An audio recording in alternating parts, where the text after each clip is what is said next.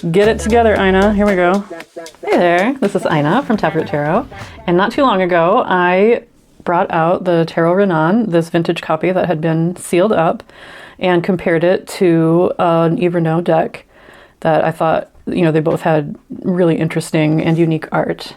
Now, I ended up loving this deck so much. I have been using this all the time, and it has just, it's given me readings that have really helped me out in a number of situations, and I just love it. I think it's because of how much I resonate with the art that it just really speaks to me. It has been really helpful. And a big reason that I got it in the first place was because I read about people commenting on the quality of the original deck and how the cardstock is so unique and lovely and how it lasts for decades and things like that. So that's why I really wanted to get a vintage copy. And I even paid a little extra for a sealed one. I didn't pay a ton. I've said before, I'm pretty cheap, so I will find a bargain. But I wanted also to get a backup copy because I have been enjoying the deck so much. And when I was first looking at this deck, it's been on my radar for quite a long time. And suddenly several really interesting and unique Marseille decks popped up on my eBay algorithm, and I got all of them one way or another. So this one, as I was looking around at options, this version did come up. And at first I thought it might be a copy because it does have a QR code on it.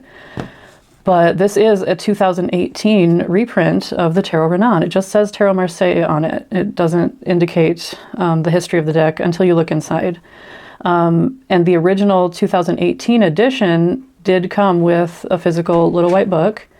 And Piatnik updated that at some point, and the PDFs that this QR code lead to are public. If you go to Piatnik's website, you will find those PDFs available for everybody.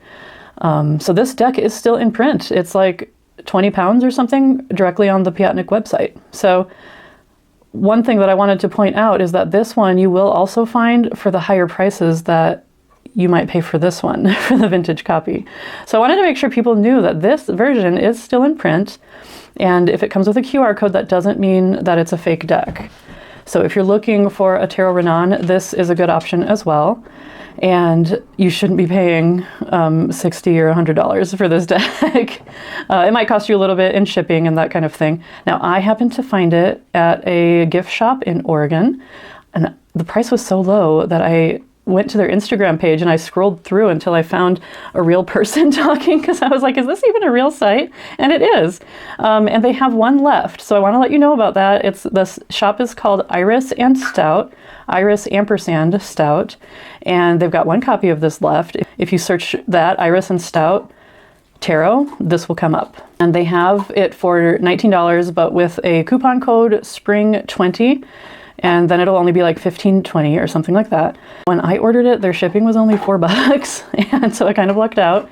I did notice that they raised the shipping. There is a little bit more in shipping, but it's a lot less than you would pay to ship from Austria if you're in the United States. So just a little heads up there that they have one left, but also that you can order it directly from Piatnik. So please don't pay huge amounts of money if you do want this version of the deck.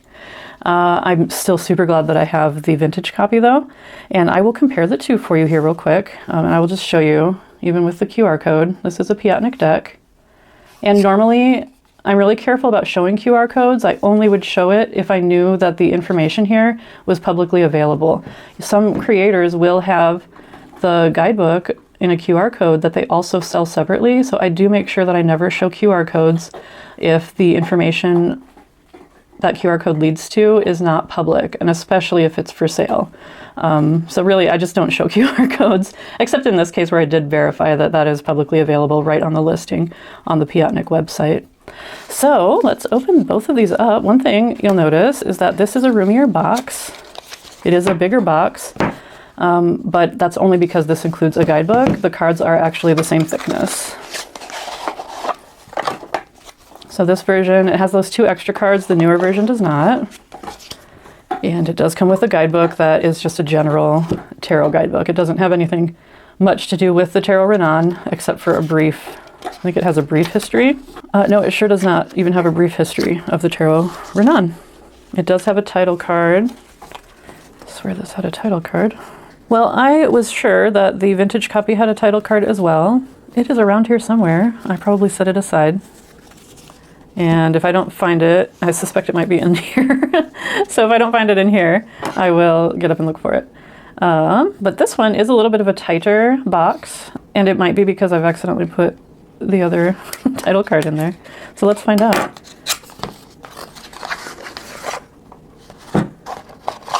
Here is the 2018 edition title card. And this is the order that this deck came to me in. I haven't used this one. Yeah, my title card is not in here. So I'm going to check for that real quick. All right, I couldn't find the title card to the vintage copy. It's around here somewhere. I checked all the places that I normally read. I did find the cover of my remote though, which is a bonus. I've been using a remote with exposed batteries for weeks now, so I will call that a win.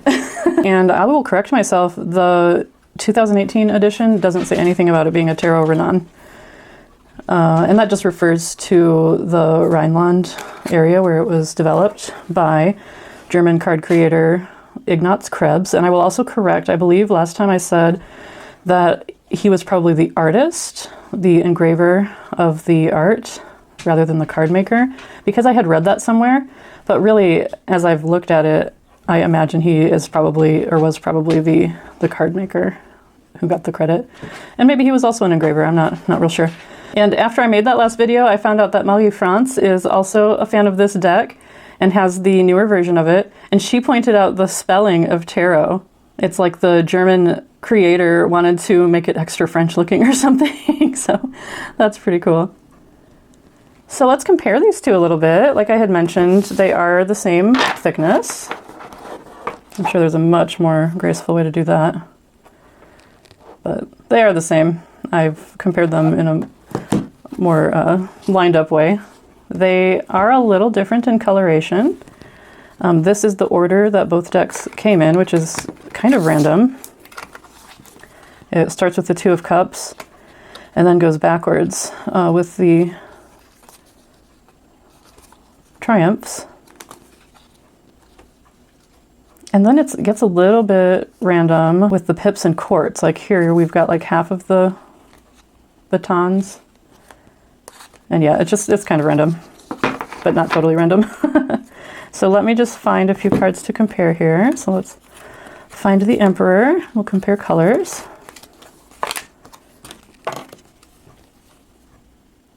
And you will see that the red on the right is more of an orangish red, and the red on the newer deck is more of a cherry red. And some of the, like the green on the newer deck is more of a Kelly green. That's a really subtle difference though. The main difference is that the background is a bit more yellowed on the newer deck, which I think gives it kind of a more antique effect.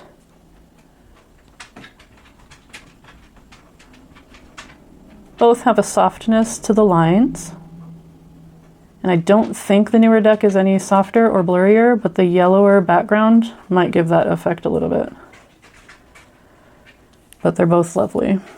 Now let's see, here we've got a star. So let's go back to the star and compare those.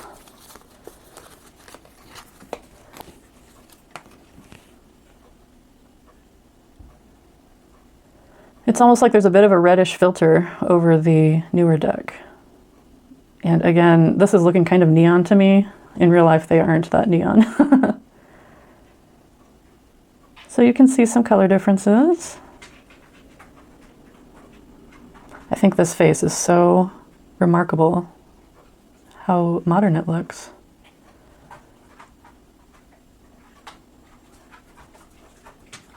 But these are both from photographs of the original remaining deck, which is in a museum. So about the cardstock, let's talk about that.